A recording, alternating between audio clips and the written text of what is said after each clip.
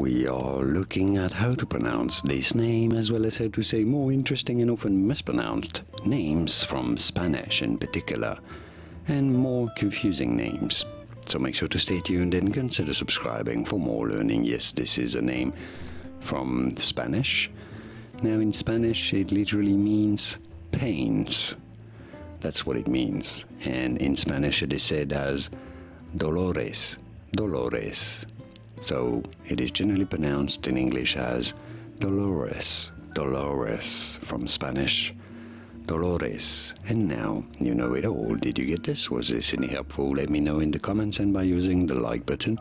Thank you kindly for your support. More videos on how to pronounce more interesting words and names from Spanish in particular, whose pronunciations aren't always obvious. I'll see you there to learn more. Thanks for watching.